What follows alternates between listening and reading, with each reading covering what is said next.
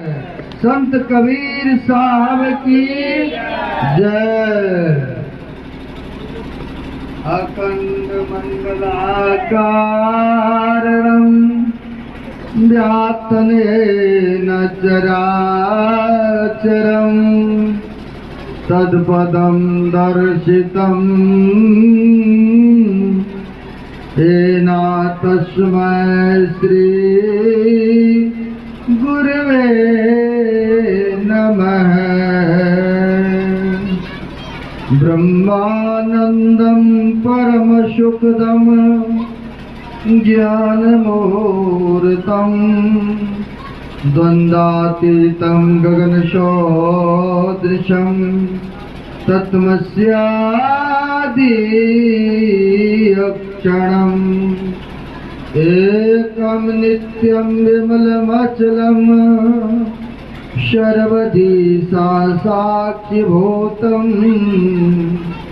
भावातीतं त्रैगुणरहितं सद्गुरुं तं नमामि।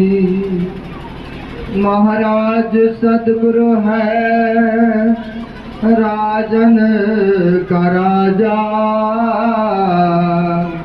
है जिनकी कृपा से सर्व काजा। बने में ही सोई परम गुरु नमामि नमामि नमामि नमामि नमामि।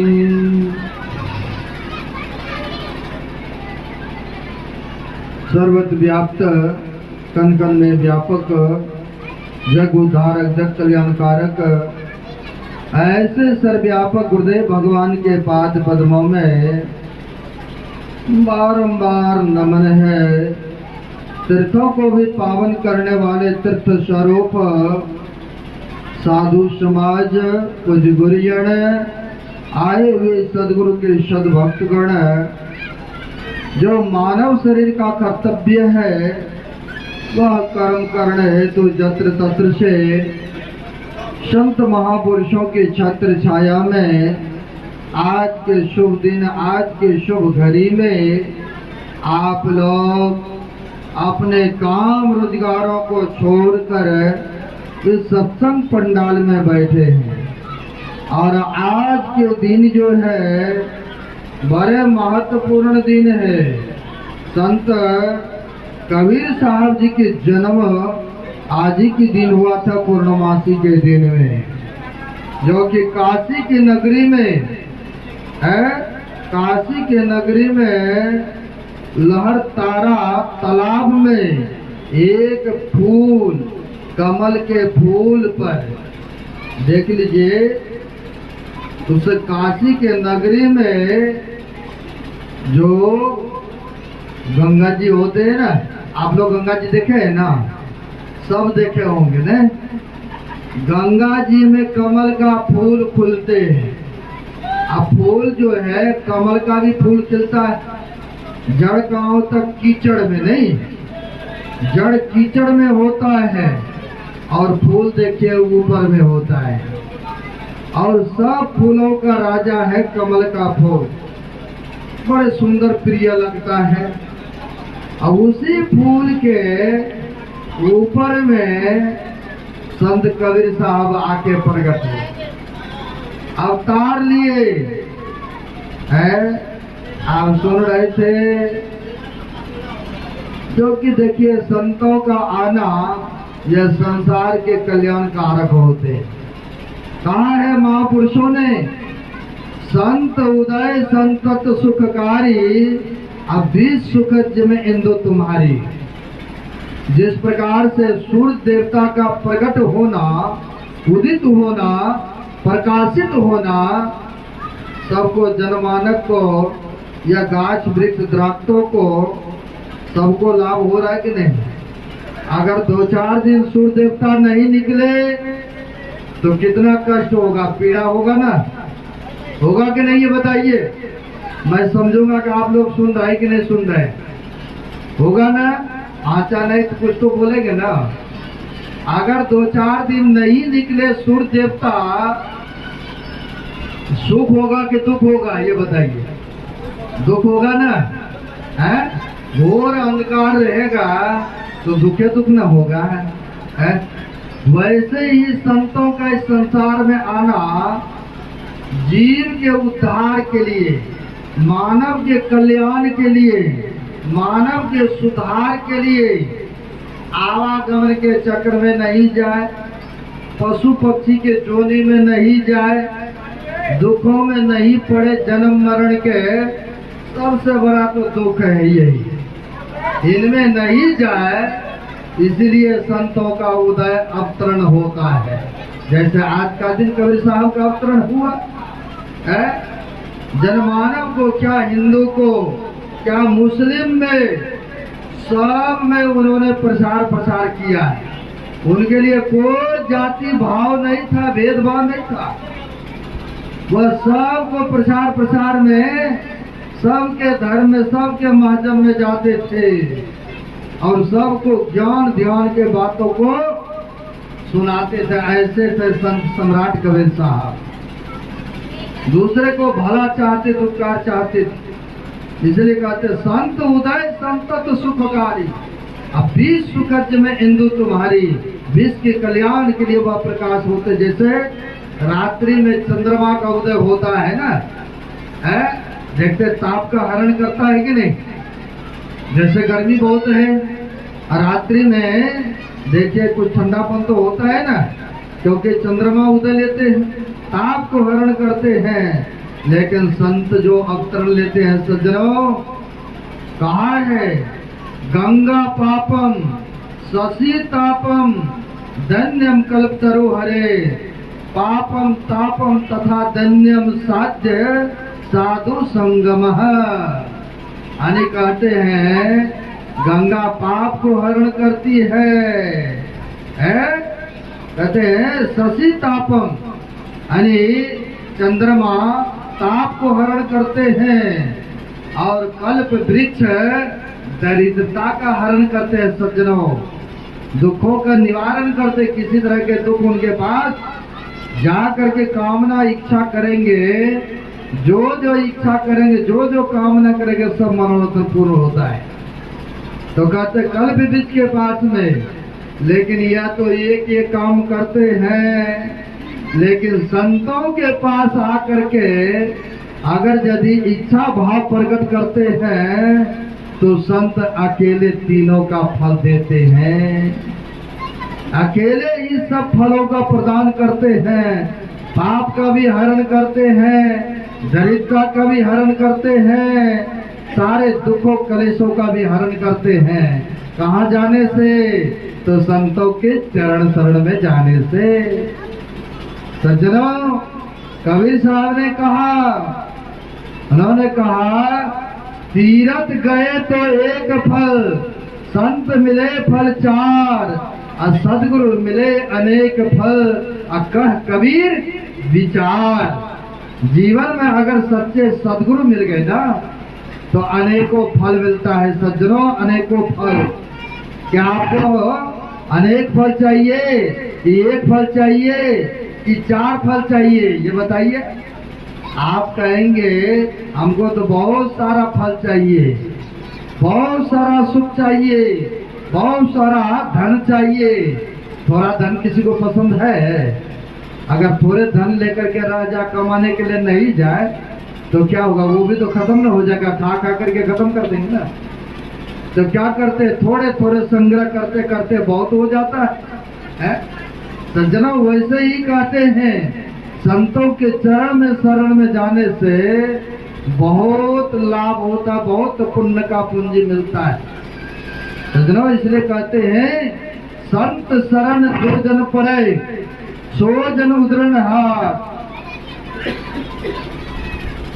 संत के निंदा नानिका, बहुरी बहुरी ले अवतार। संतों का अवतार लेना ही यह कल्याण कारक होते हैं। और संतों के चरण में शरण में जो चले जाते हैं उनका उद्धार और कल्याण अवश्य हो जाते हैं सज्जनों, अवश्य उनका कल्याण हो जाते हैं। आप कहेंगे कौन कौन गए संतों के चरण में? कबीर साहब जो अवतार लिए आज का नहीं है, 100-200 वर्ष की बात नहीं है सज्जनों, ये 1398 ईस्वी में उसी आसपास में नानक साहब भी हुए, उसी आसपास में संत रविदास जी महाराज हुए। सज्जनों 1398 ईस्वी में उस समय कबीर साहब हुए थे, है वह संसार को कल्याण के लिए मार्ग में लाते रहे, दुखों को कष्टों को झेल करके भी, है अपमान को सह करके भी। सज्जनों कबीर साहब के समय में एक बहुत बड़ा विद्वान पंडित सर्वाजित हो गए।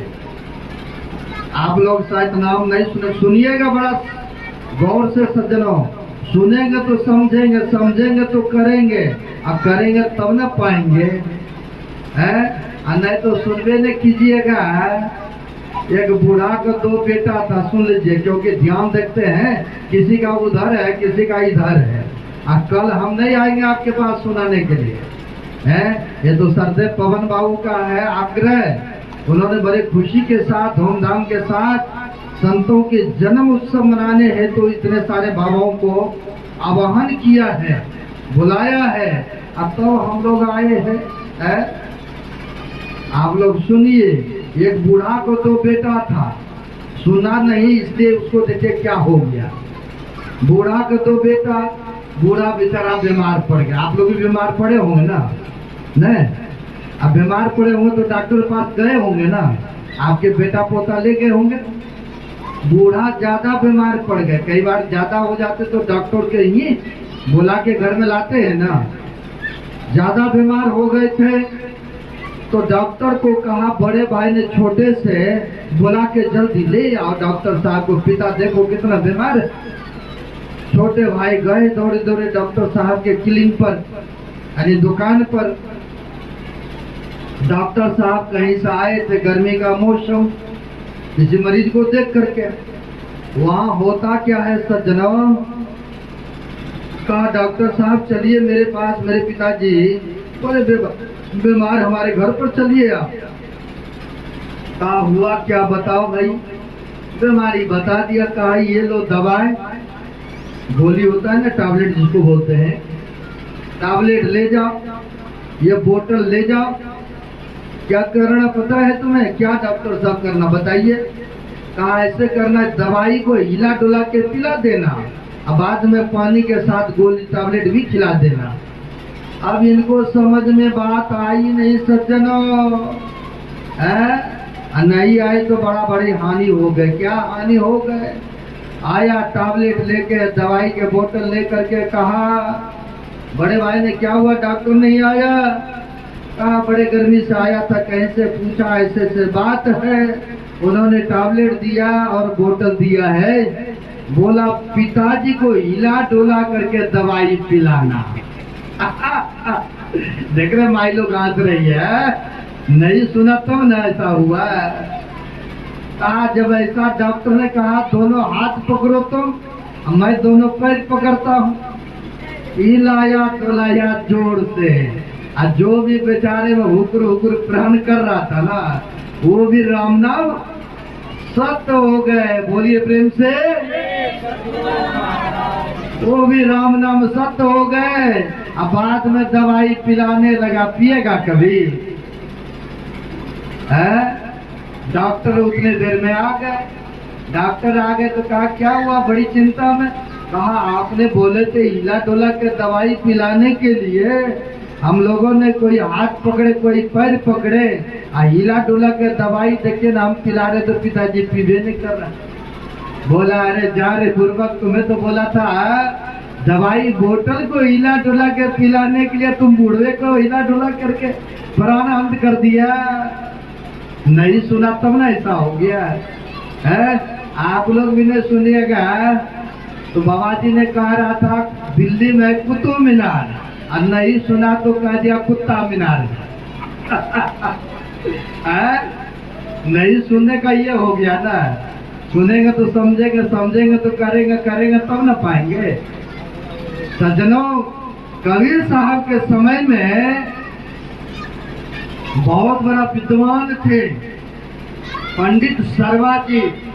वो सबको जा जा के शास्त्रार्थ करते थे।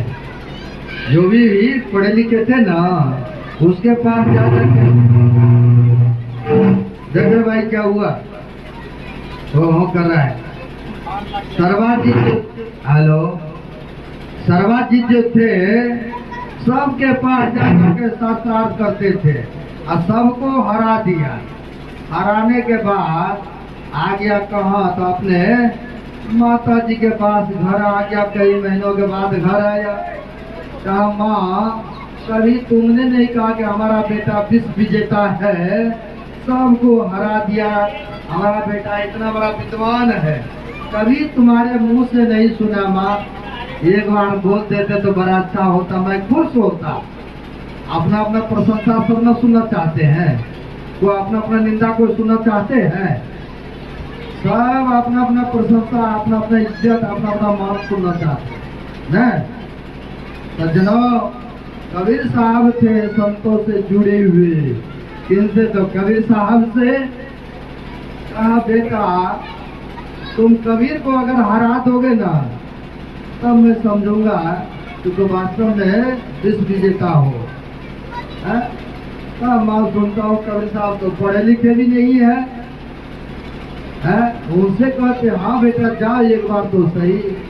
हमारे गुरु महाराज ने लिखा है पदावली में, तर गयो अस्कियो सब राई राना रंग हो, अभीप्र भंगी अपर परवा करियो तरियो न संतो। जो पढ़े लिखे नहीं भी है ना, अगर श्रद्धा प्रेम के साथ करना प्रारंभ कर दिया, ध्यान भजन सुमरन, कहते हुआ तर गए भवसागर से, उनका उद्धार हो गए।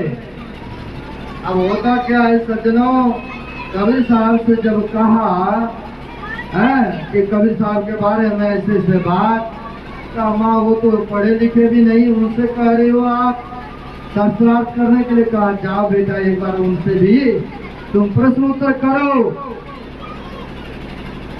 उस समय पुराने जमाने में बैलगाड़ी चलते थे। अभी भी हम लोग नेपाल जाते हैं तो बैलगाड़ी अभी भी देखने को मिलता है, बहुत जगह ऐसा है अभी भी।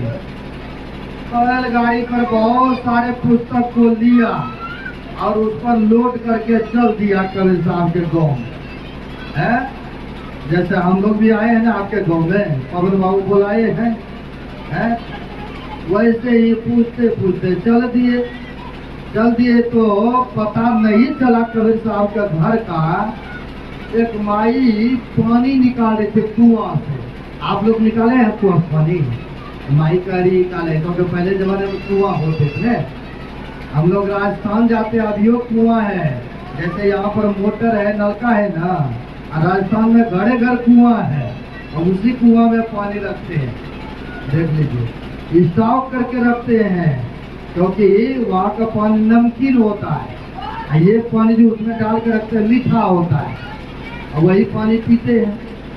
अब होता क्या है सज्जनों, पानी निकालने वाली माई से पूछते हैं कि माई कबीर का घर देखी हो? इसने सोच लिया कि देखते हम बैलगाड़ी पर लाद के ले जा रहा है, लगता कोई बात तो है जरूर। और वो भी शिष्या थी इनके। कहा हाँ मेरे को पता है कबीर का घर, तो बता दीजिए किधर से जाएंगे, कहाँ जाएंगे, किधर? बोला कबीर का घर शिखर पर, जहाँ सिरेली गैल अब पान टिके पिपील का, अब पंडित ला दे बैल।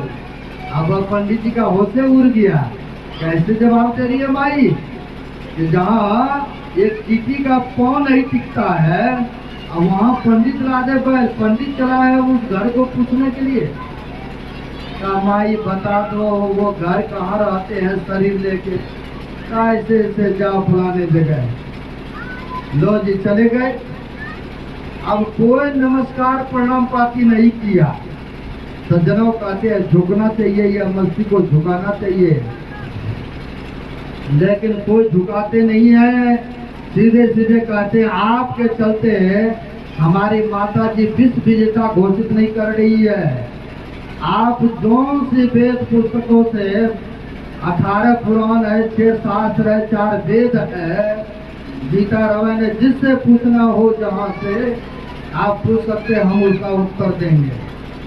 कबीर साहब तो अंतर्यामी महापुरुष का देखो भाई हम तो पढ़े लिखे नहीं है, तो आप हार गए हमसे। हाँ भाई हम हार गए, हारा तो हरी मिला, जीता जम की लाल। कहते हारा तो हरी मिल गए और जीता तो जम के पास चले जाते हैं। नीचे बन के रहिएगा ना तो कहते हैं आपको बहुत कुछ मिल जाएगा, क्योंकि अगर हाथ ऐसे रखिएगा देने वाला को सब नीचे न पा जाएगा, अगर हाथ नीचे रहेगा तो सब कुछ न मिल जाएगा। जो सहेगा उसी का न बनेगा और जो सहना नहीं जानेगा उसका बना काम भी बिगड़ जाते हैं सज्जनों। अब होता क्या है, बोला आप हार मानते? हाँ हम हार मानते। आ गए आने के बाद माँ के पास कहते उसने तो कोई प्रश्न उत्तर नहीं किया, वो तो हार मान गए। बोला कुछ है सबूत दीजिए? बोला सबूत तो नहीं है। कहा सबूत दो तभी तो मानो।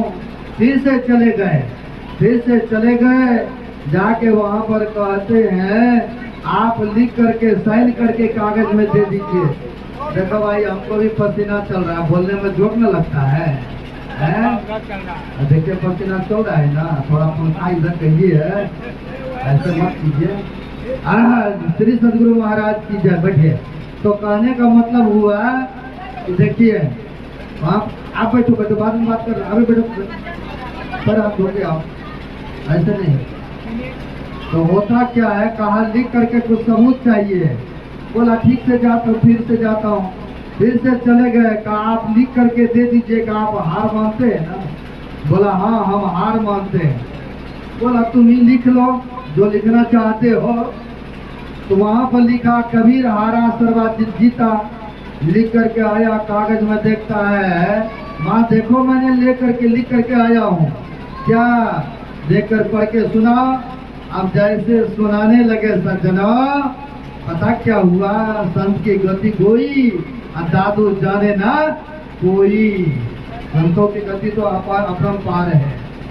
जैसे चिट्ठी निकाला वैसे वहां पर देखते हैं कबीर जीता सर्वाजित हारा का मालकता लिखने में उल्टा हो गया।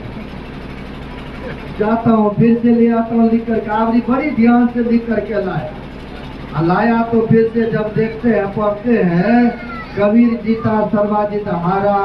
बड़ा आश्चर्य हुआ कि मैं तो ध्यान से लिखा था, लेकिन ये कैसे का बेटा तो आंखों देखी कर रहे हो बात, उनकी तो अनुभव ज्ञान है, अनुभव ज्ञान।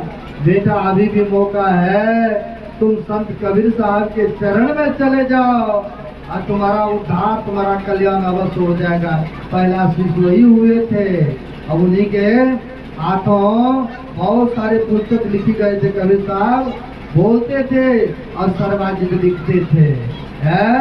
ऐसे संत कबीर साहब जी के जन्मदिन आज मनाने के लिए जत्र तत्र से सभी भक्त लोग एकत्र हुए हैं, बड़ा पुण्य का काम किए। देखिए कहने के लिए बहुत सारी बात है, लेकिन आज ज्यादा नहीं कहूँगा, 7:30 होने को जा रहा है, अब आगे नहीं बढ़ूंगा। कभी कभी सत्संग धर्म कर्म होना चाहिए, सब गांव में होता है, लेकिन आपके गांव में बहुत कम होता है। अगर आपके पास सुविधा नहीं है बाजा की, टेंट की, घड़ी की, हम लोगों से कहीं अथेला पथेला देखते हैं, सब आश्रम से आया। अगर भंडारा करने की व्यवस्था हो तो भंडार वहाँ से भंडार भी ले आ सकते हैं, माइक व्यवस्था ले आ सकते हैं। कभी कभी धर्म कर्म होना चाहिए। इसलिए देखिए डॉक्टर को बीमार पड़ता है उसमें भी खर्चा होवे करता है, वो बेमानी शैतानी कर लेता है वो भी चला ही जाता है, लेकिन धर्म कर्म में लगाना रुपया ये तो जमा होकर के रहता है और कई गुना होकर के मिलता है। जैसे अभी धान के बीचर लगाए हैं ना, ये धान को लगाएंगे न। अब वो देखिए समय आने पर एक धान से पौधा हुआ और उसमें से कितने गिड़ी निकलेंगे, धान निकलेंगे, लगभग 100-50 तो निकल ही जाएंगे ना। है वैसे ही धर्म काम करने से, पुण्य कर्म करने से कहते कई गुना फल हो करके मिलता है। इसलिए सज्जनों, धर्म काम होना चाहिए, पुण्य काम होना चाहिए यहाँ पर भी है।